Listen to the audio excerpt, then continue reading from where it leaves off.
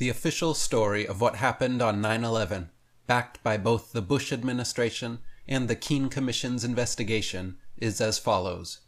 On September 11, 2001, 19 al-Qaeda terrorists, under the direction of Osama bin Laden, hijacked 4 commercial airliners, flew 2 into the World Trade Center towers, 1 into the Pentagon, and crashed the last in Shanksville, Pennsylvania, after a passenger revolt on board. The 2 Trade Center towers burned for 56 and 103 minutes respectively, before collapsing symmetrically at near free-fall speed into their own footprint. Another building, not hit by a plane, the 47-story World Trade Center 7 building, also collapsed at free-fall speed many hours later, allegedly due to internal fires and structural damage from falling debris. While on the surface, this explanation for the 9/11 events may seem plausible, it does not stand up to critical scrutiny. To begin with, if the official story is true, World Trade Center Buildings 1, 2, and 7 all made history on 9/11 by being the first and only steel-framed buildings ever to collapse from fire or a plane crash. Steel-framed buildings have burned for up to 28 hours, gutting the entire interiors, but still not collapsed. The Empire State Building was hit by a B-25 and never collapsed.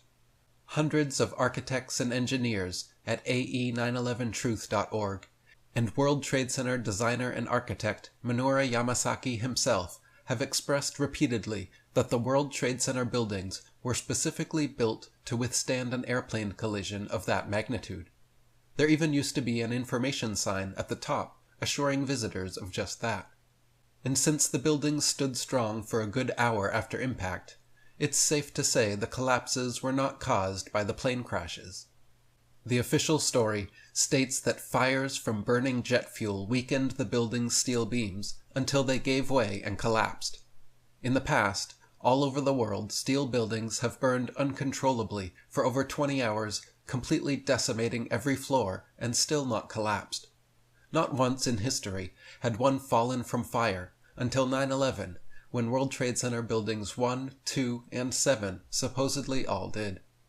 The National Institute for Standards and Technology, NIST, reports that the temperatures of jet fuel fires do not exceed 1800 degrees Fahrenheit, and steel does not begin to melt until 2800 degrees. This means they would have us believe jet fuel fires burning 1,000 degrees below steel's melting point for only 56 and 103 minutes, on only 8 and 5 floors respectively, was enough to bring down the Twin Towers. Even giving them the benefit of the doubt, assuming that jet fuel fires did somehow weaken the steel frames enough to bring down the buildings, how is it possible that they collapsed at near free-fall speed? The official story is that fire-induced structural failure caused each floor to collapse and pancake on top of one another. In order for a floor to fall, hundreds of joints had to break almost simultaneously on 236 exterior columns and 47 core columns. For a 1,300-foot building, 10 seconds is almost free-fall speed. But if each floor produced just a little resistance, so that breaking through each one took a half a second, the collapse of all those floors, 80 or 95 of them, would have taken 40 to 47 seconds. Can we really believe that the upper part of the buildings encountered virtually no resistance from the lower parts? The problem would be even worse in relation to the North Tower, at least if Hufschmidt is right to say that it fell in 8 seconds, which would be exactly free-fall speed. How, he asks, could the debris crush 100 steel and concrete floors while falling as fast as objects fall through air? News footage, firefighters, Ground Zero workers, and other witnesses reported molten metal flowing out of windows preceding the collapse, and huge pools collected in the basement area remaining in molten form for over 5 weeks. For fire to produce molten steel, it absolutely must be over 2,800 degrees Fahrenheit, and jet fuel burns at 1,000 degrees cooler than that. What can account for this? Professor Stephen Jones, a physics professor at BYU, points out that thermite combustion is a process used in controlled demolitions, which produces high-temperature molten metal. In his paper, Why indeed did the WTC buildings collapse? Jones wrote, "Molten metal was repeatedly observed and formally reported in rubble piles in the WTC towers and WTC-7. Metal that looked like molten steel, or perhaps iron. I maintain that these observations are consistent with the use of high-temperature cutter charges such as thermite, HDX, or RDX, or some combination thereof, routinely used to melt, cut, and demolish steel. The idea that explosive charges were placed inside the building is supported by literally hundreds of eyewitnesses, seismic recordings, video footage, and physics. Firefighters and scores of witnesses on CNN, ABC, NBC, and CBS all talked about bombs going off that day. But once Osama bin Laden had been blamed, it was never again addressed by the mainstream media or the Keane Commission. Teresa Veliz, for one, was working on the 47th floor of the North Tower when Flight 11 hit. She was quoted saying, "There were explosions going off everywhere. I was convinced that there were bombs planted all over the place, and someone was sitting at a control panel pushing detonator buttons. There was another explosion, and another. I didn't know where to run." Live on ABC, as one of the towers came down, Peter Jennings commented, "Anybody who has ever watched a building being demolished on purpose knows that if you are going to do this, you have to get at the under-infrastructure of a building and bring it down." After Building 7 came down, Dan Rather, live on CBS News, said, "For the third time today, it's reminiscent of those pictures we've all seen too much on television before, when a building was deliberately destroyed by well-placed dynamite to knock it down." One of the firefighters up in the second tower, Louis Caccioli, told People Weekly that, "I was taking firefighters up in the elevator to the 24th floor to get in position to evacuate workers. On the last trip up, a bomb went off. We think there were bombs set in the building." William Rodriguez, a janitor in Sublevel 1 of the World Trade Center, testified to bombs exploding in the basement several seconds before the planes even hit the buildings. His testimony was completely ignored by the 9/11 Commission report. Also, seismographic data from a nearby observatory showed two spikes of 2.1 and 2.3 Richter at the instant the collapses began. This too indicates explosive charges, because if the towers simply pancaked down, the seismographic spikes would happen when the massive debris hit the ground, not at the start of the collapse. In all, the number of people claiming to see, hear, detect, or suspect bombs in the buildings is staggering. Add to this the visual evidence from footage of the collapse, in which demolitions experts have pointed out squibs characteristic of controlled implosions. Squibs are charges that go off early, below the line of detonation, as the buildings are coming down. If you play the Twin Towers collapses in slow motion, you will notice dozens of squibs blowing out the sides ahead of time. Another massive piece of evidence omitted from all mention by the Keane Commission was the third building that collapsed on 9/11, World Trade Center 7. This 47-story building housed offices of the CIA, DoD, IRS, and the Secret Service, as well as Rudy Giuliani's emergency bunker, and a large SEC database of over 3,000 files on pending Wall Street investigations. At 5:20 p.m., Building 7 symmetrically collapsed into its own footprint in 6 seconds flat. This building was not hit by a plane, suffered only minor structural damage, and had isolated fires on a few floors. Also, demolitions experts have identified Building 7's characteristic kink just before it was brought down. A kink is where the building begins to fold inwards after the central support beams are blown. Standard procedure for implosions, they pull the middle infrastructure first and let the floors fold into one another instead of dangerously blowing debris outward. Added to this, in September 2002, World Trade Center complex owner Larry Silverstein accidentally admitted in an interview, "I remember getting a call from the fire department commander telling me they were not sure they were going to be able to contain the fire. I said, 'We've had such a terrible loss of life.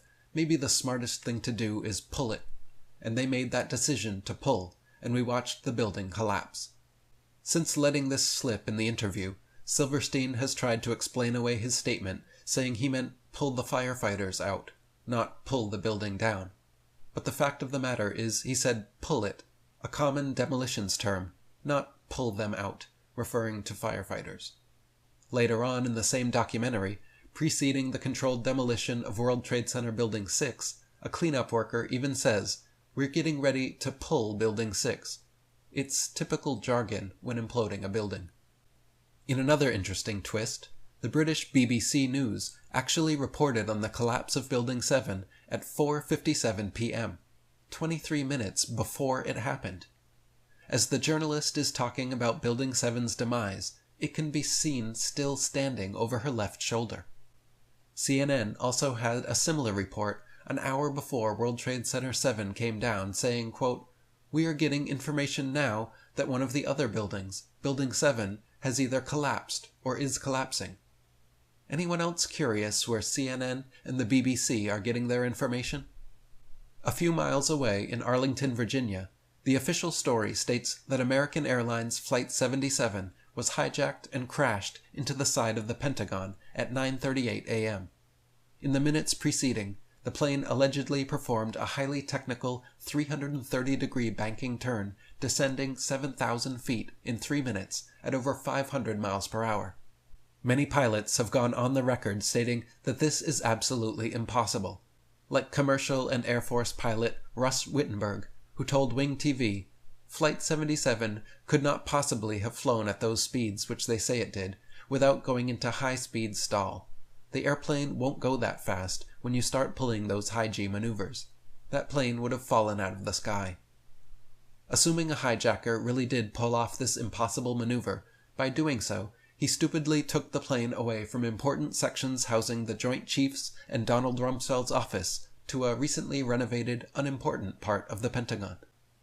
As news teams arrived on the scene, early footage of the Pentagon shows no skid marks on the lawn, no bodies, no blood, no significant pieces of wreckage, just a small, smoldering 20-foot hole in the wall.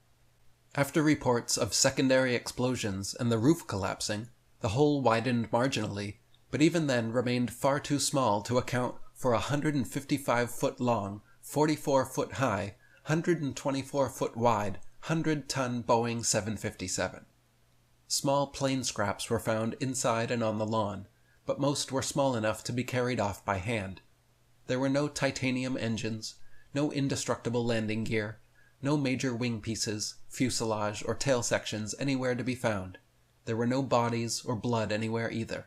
Yet supposedly, forensic specialists were able to positively identify 184 of the 187 passengers through DNA work.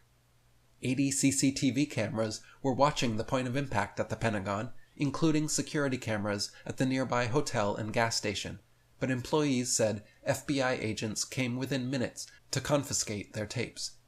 All 80 tapes have been withheld from public view for national security reasons, save 5 frames they released that show the explosion, but no plane. The official story states that the 4th plane, Flight 93, went down in Shanksville, Pennsylvania, after a passenger revolt on board. Witnesses in Shanksville estimated the hole was about 20 feet long by 15 feet wide. They said on Fox News there was really no smoke, no fire, no airplane wreckage, no titanium engines, indestructible landing gear, body, wing, tail sections, and again, no blood or bodies. Wally Miller, the Somerset County coroner on the scene, said, "It looked like somebody just dropped a bunch of metal out of the sky, like someone took a scrap truck, dug a 10-foot ditch, and dumped trash into it. I stopped being a coroner after about 20 minutes, because there were no bodies there." This was the second time in history that a commercial plane full of passengers crashed and obliterated into nothingness, all wreckage and bodies disappearing. The first time was earlier that morning at the Pentagon. The official government excuse for allowing the attacks to take place was ignorance. National Security Advisor Condoleezza Rice said, "I don't think anybody could have predicted that these people would take an airplane and slam it into the World Trade Center."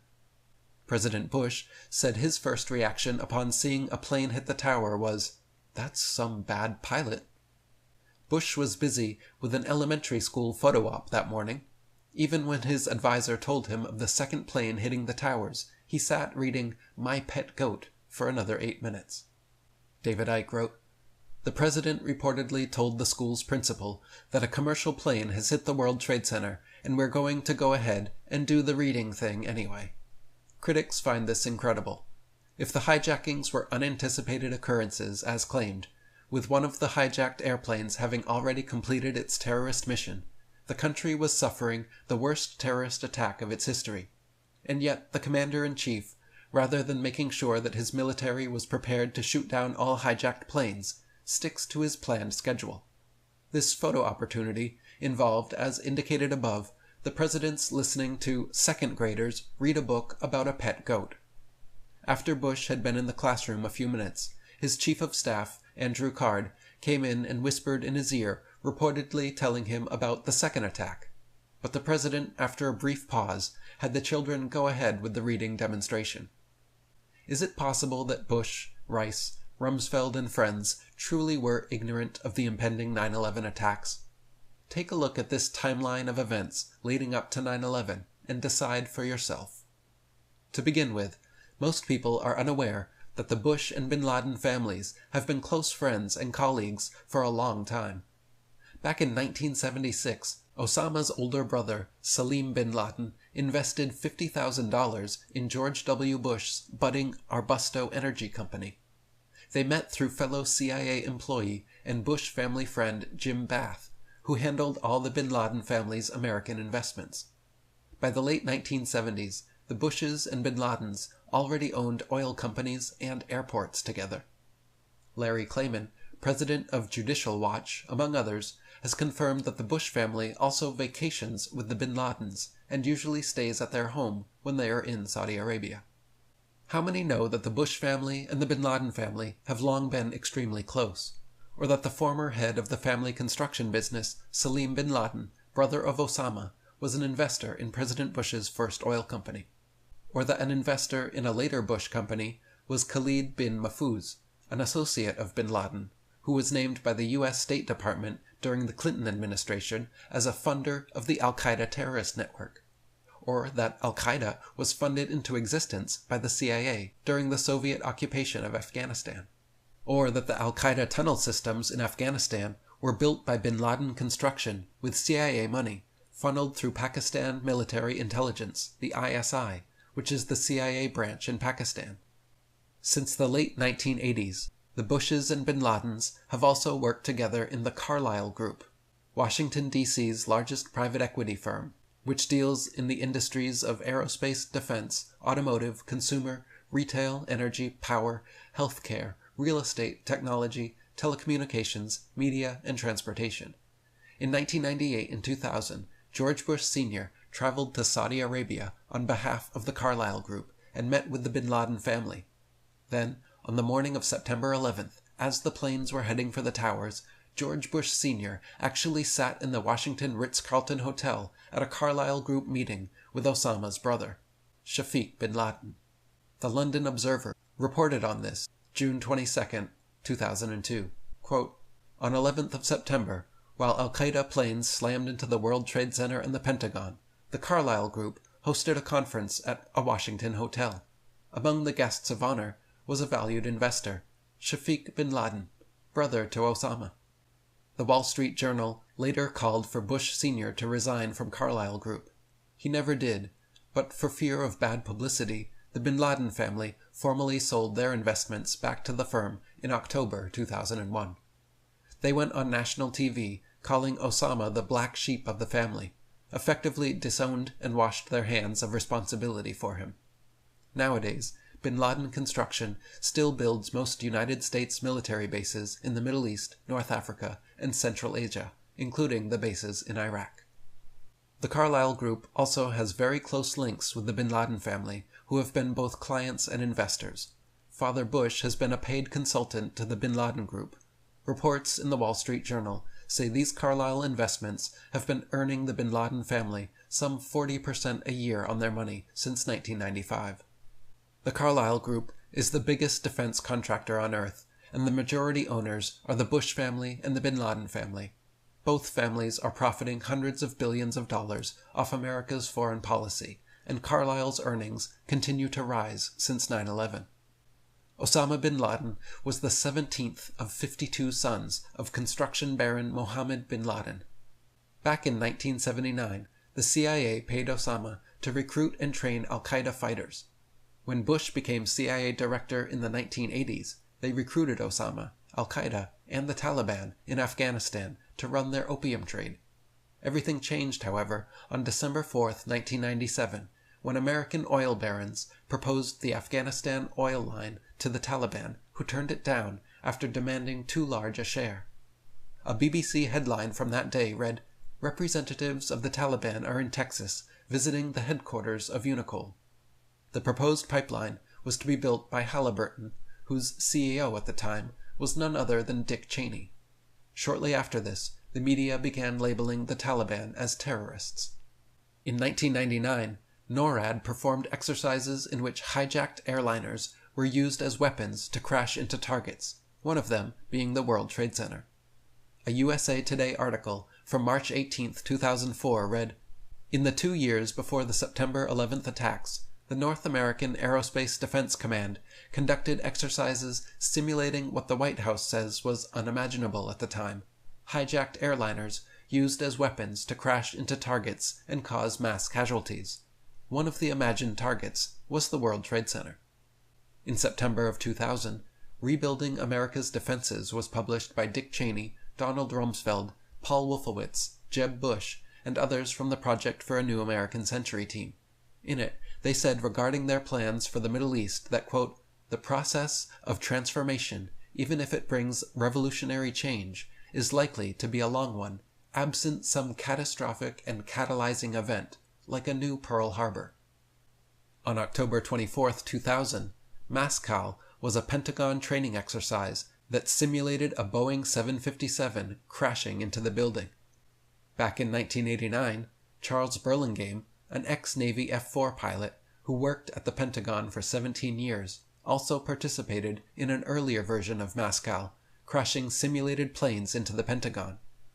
Burlingame retired from the Navy into a job at American Airlines. 12 years later, on 9/11, it was none other than Charles Burlingame's Boeing 757, American Airlines Flight 77, that was supposedly hijacked and crashed into the Pentagon. In January 2001, FBI Deputy Director John O'Neill went public that the Bush administration and Clintons had ordered the FBI to back off investigations of bin Laden and al-Qaeda. Alex Jones wrote, "The next piece of evidence you are about to read is the biggest smoking gun of all. President George W. Bush signed Secret National Security Order number W199I, telling FBI agents, as well as defense intelligence officers, that if they tried to stop al-Qaeda, they would be arrested under national security implications. This secret, leaked document has been in many publications, including BBC News Online, Agency France Presse, and the London Guardian. Lawsuits have now been filed by FBI agents who were outraged by the fact that they were not allowed to stop al-Qaeda. The worldwide crime syndicate that George W. Bush and his family work for has everything to gain from the September 11th attacks: a national ID card, a national control grid, and a cashless society. It's part of the public record. George W. Bush signed the documents threatening defense intelligence and FBI agents with arrest if they stopped al-Qaeda. This is the most absolutely treasonous, treacherous thing he could possibly do." FBI Director John O'Neill was so furious that he quit after the Bush administration blocked his investigation of Osama bin Laden. He was then generously offered a position in the private sector working as Kroll head of security. Marvin Bush was director of Securicom and Kroll, which provided electronic security for the World Trade Center, United Airlines, and Dulles Airport, all three of which were involved in the 9/11 attacks. The head of security position offered to Mr. O'Neill was for the World Trade Center. His first week on the job was the week of September 11th, 2001. CNN's American Morning with Paula Zahn reported that FBI Deputy Director John O'Neill resigned because he felt the U.S. administration was obstructing the FBI in their attempts to stop al-Qaeda. The show went on to report that Bush signed W199I, restricting the investigation. Again, this is high treason and absolute fact. George W. Bush signed this publicly reported document. The BBC has a copy of it. The body of evidence is conclusive. George W. Bush is an intimate partner with bin Laden and a traitor to America. We have already talked about FBI Deputy Director John O'Neill quitting because George Bush signed the order forbidding him to stop al-Qaeda. The reason for his not going public now? Mr. O'Neill is dead. His new job was head of security for the World Trade Center complex, and he died in the collapse of September 11th, his first day on the job. Back in 1996 and 1998, the Sudanese twice tried to arrest bin Laden, but Clinton also ordered his release. This was reported in the Los Angeles Times, the London Times, WorldNet Daily, the Village Voice, and other mainstream sources. The truth is that the Central Intelligence Agency, controlled by Wall Street, has been grooming bin Laden and his family over the last 50 years to carry out dangerous projects in the Middle East, Central Asia, and North Africa. Back in 1996, according to the Times of India, the CIA worked in tandem with Pakistan to create the Taliban. Then, in 1998, when the Afghans offered to arrest bin Laden, the CIA responded by publicly telling them to do no such thing. They needed this boogeyman for one more big action. Through all of this, bin Laden's family was being rewarded with giant satellite company deals, oil company mergers, and some of the biggest construction projects in the world.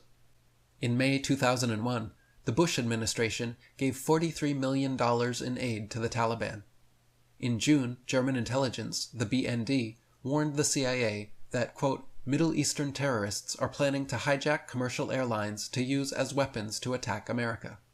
In July, George J. Tenet, director of the CIA, warned Condoleezza Rice, National Security Advisor, of the imminent al-Qaeda attack, but failed to persuade her to take action.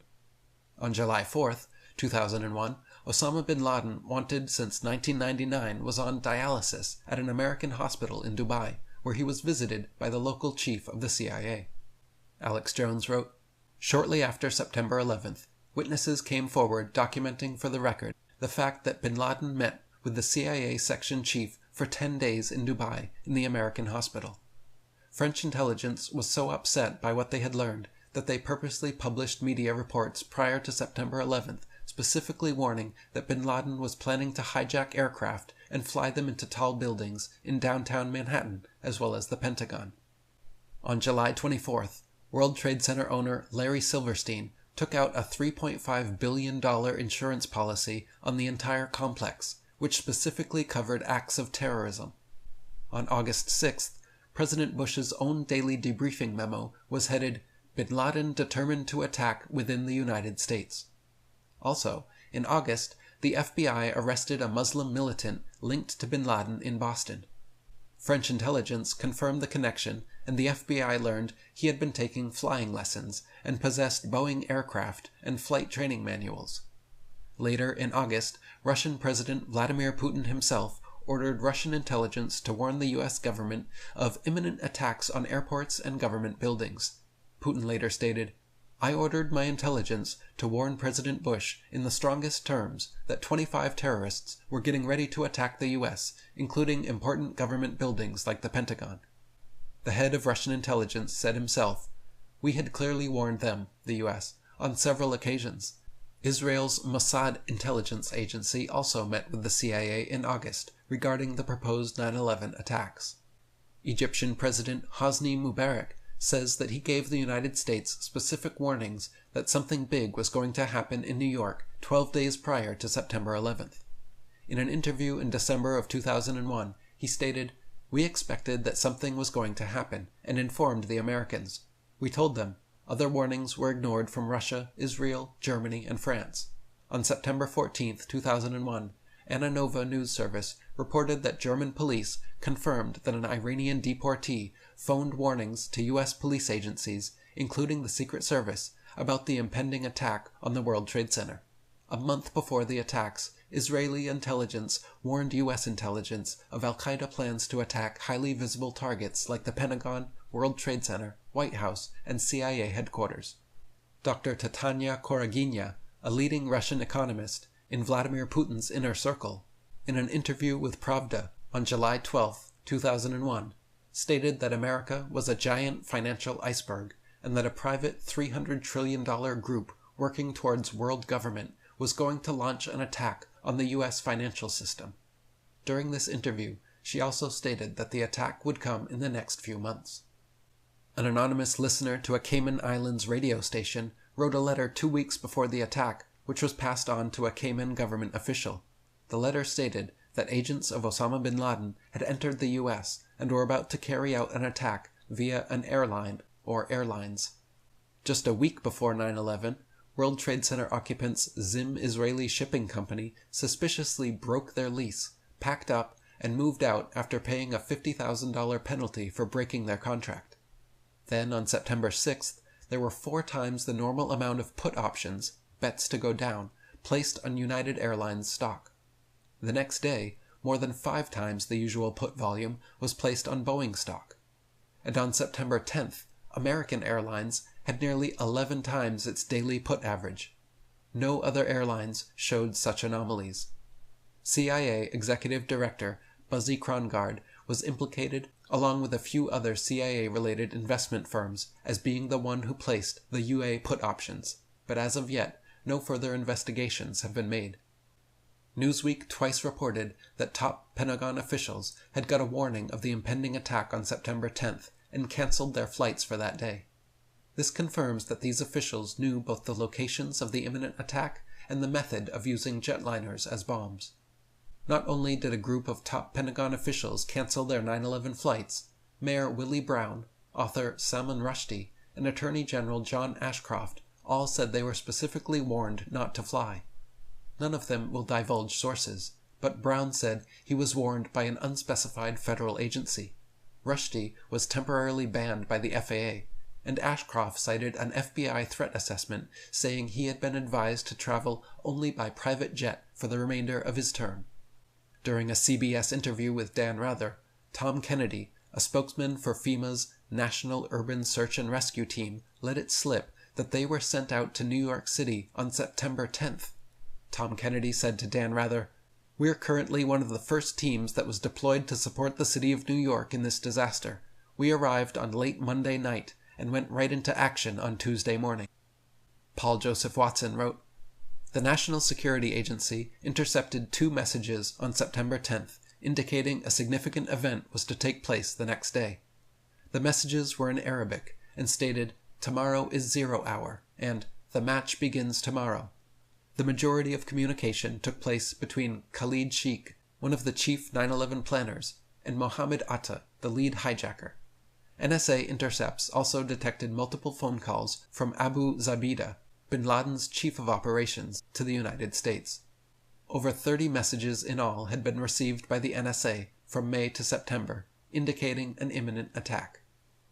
Unbelievably, with all these warnings, relationships, covert ops, and examples of foreknowledge, the Bush administration claimed and continues to claim complete ignorance regarding the 9/11 attacks.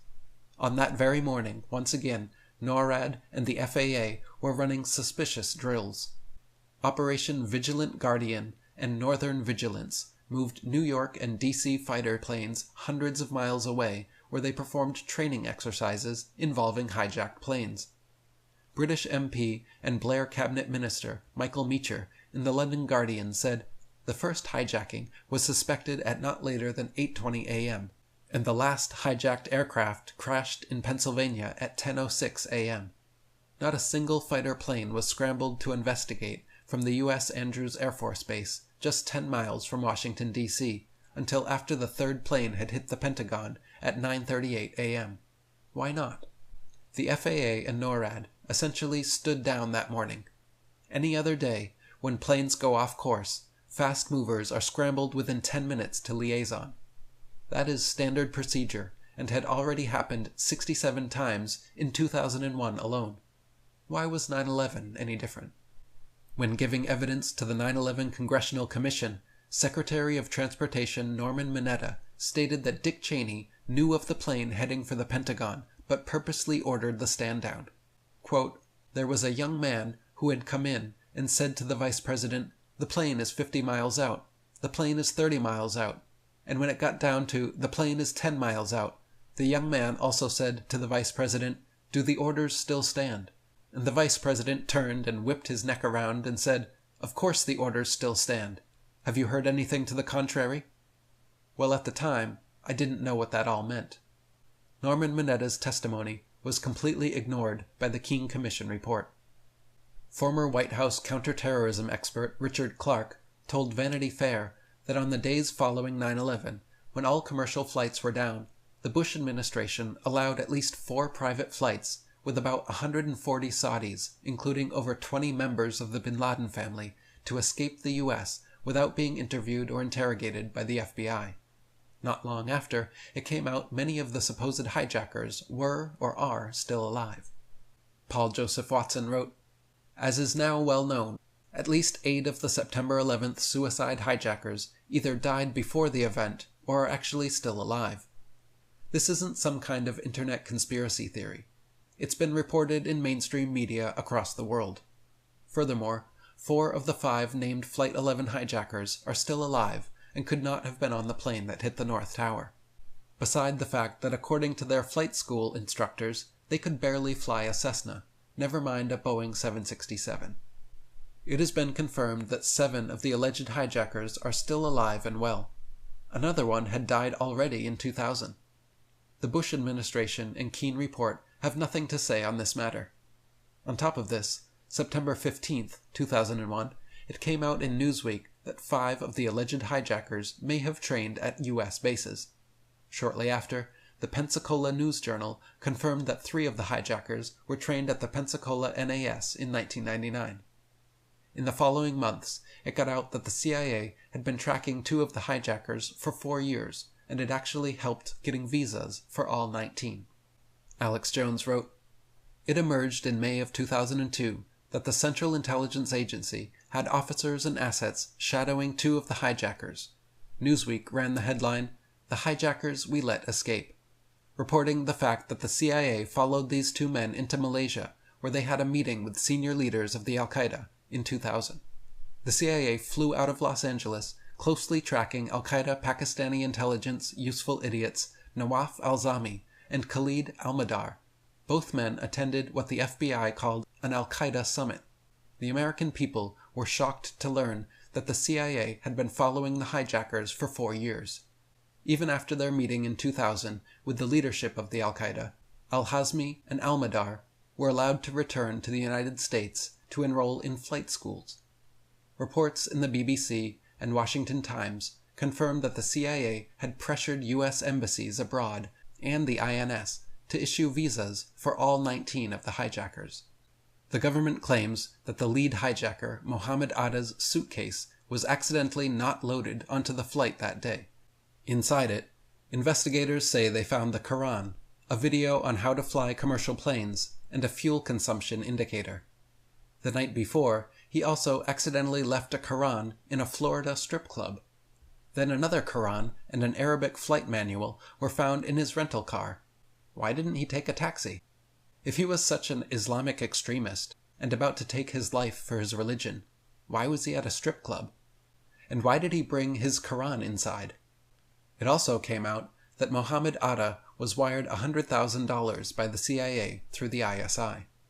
One of the biggest smoking guns to indicate that the terrorist attack was an inside job is the CIA's direct connection with the hijackers via Pakistan ISI Director General Mahmoud Ahmad. General Mahmoud Ahmad instructed Ahmad Umar Sheikh to hotwire $100,000 to the 9/11 lead hijacker, Mohammed Atta. On September 11th, Ahmed was a guest of former clandestine CIA officer and CFR member Porter Goss and Skull and Bones CFR member Senator Bob Graham. Since September 4th, he had met with top brass at the CIA, the Pentagon, and the White House, including Colin Powell, Richard Armitage, Joe Biden, and George Tenet. In a statement issued to Al Jazeera just days after the 9/11 attacks, Osama bin Laden said, "The U.S. government has consistently blamed me for being behind every attack. I would like to assure the world that I did not plan the recent attacks, which seem to have been planned by people for personal reasons." Weeks later, Japanese, Chinese, and Indian news reports all confirmed Osama's death. But then, on December 14, 2001, the U.S. government came out with the Bin Laden confession tapes, starring someone whom we are told is Osama bin Laden, yet looks and acts nothing like him. His beard changes color, his skin darkens, and his face fattens. He's actually seen signing a paper with his right hand, even though Osama bin Laden is left-handed. He claims responsibility for the 9/11 attacks and said he did so because he hates our freedom. This fake Osama is still alive and well, hiding in the caves of sheeple's minds worldwide. Now President Bush is seeking to restrict Capitol Hill probes. He had Dick Cheney call 6 separate congressional committees and threaten them, telling them not to investigate September 11th.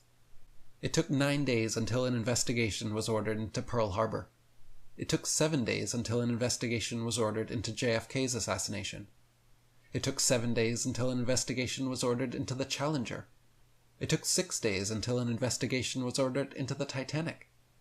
It took 411 days until an investigation was ordered into 9/11. $75 million was allocated for the 1986 Challenger investigation. $50 million was allocated for the 2004 Columbia investigation. $40 million was allocated for the Clinton-Lewinsky investigation. Only $14 million was allocated for the 9/11 Commission. Is this the kind of effort shown by a government in support of a thorough investigation into these attacks? Once the government finally agreed to an investigation, Bush originally appointed war criminal Henry Kissinger, of all people, to lead the commission. This alone should have been a red flag as to how investigative the commission whitewash would be. Kissinger quickly stepped down due to public pressure, and CFR member Thomas Keane took his place. In June 2002, Lieutenant Colonel Steve Butler, the dean of the Defense Language School in Monterey, California, claiming he was forced to train lead hijacker Mohammed Atta, wrote a letter to the editor of the Monterey Herald. He also wrote regarding Bush's prior knowledge and motive for the attack, stating, "Of course Bush knew about the impending attacks on America. He did nothing to warn the American people, because he needed this war on terrorism. His daddy had Saddam, and he needed Osama." He said that the 9/11 events were engineered to work the American people into a frenzy, which would in turn allow the Bush administration to further its political goals. After making that statement, he was suspended from duty, and motions were made to court-martial him under Article 88. Alex Jones wrote, "Why would the globalists in control of our intelligence community orchestrate such terror? Right after the attacks, Bush's approval rating went from 45% to 90+%.